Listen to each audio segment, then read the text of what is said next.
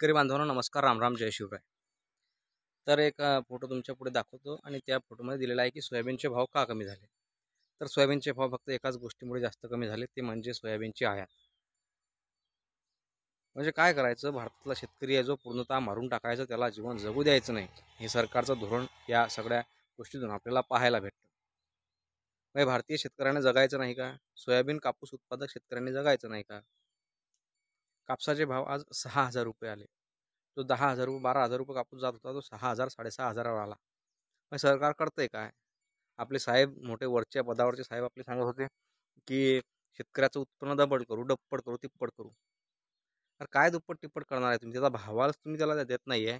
शेतकऱ्याला त्याच्या म्हणजे आधी जो भाव भेटत होता त्याच्यापेक्षा रुपयाच्या कवडीचा भाव वाढला नाही, आणि तो कसा काय शेतकरी जगणार आहे? काय त्याचं उत्पन्न दुप्पट होणार आहे?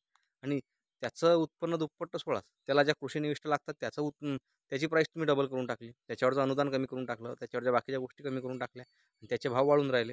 आणि काय तर म्हणे आम्ही शेतकऱ्याला 6,000 रुपये देऊन राहिलो वर्षाचे. 6,000 रुपये देऊन राहिले, तुम्ही उपकार करू राहिले का शेतकऱ्यावरती? 6,000 रुपये देऊन तुम्ही शेतकऱ्यावरती उपकार करत आहे का? 1,500 रुपयाची ते DAPची थैली ते 400-500 रुपयाची भेटत होती, ते तुम्ही डबल करून टाकली. तर तुम्ही जर त्याचे भाव कमी केले तर 6,000 रुपये आम्हाला पाहिजे नाही तुमची, तुम्हाला परत घ्या, पण चांगल्या गोष्टी राबवा, शेतकऱ्याला जगू द्या, ही शेवटची विनंती.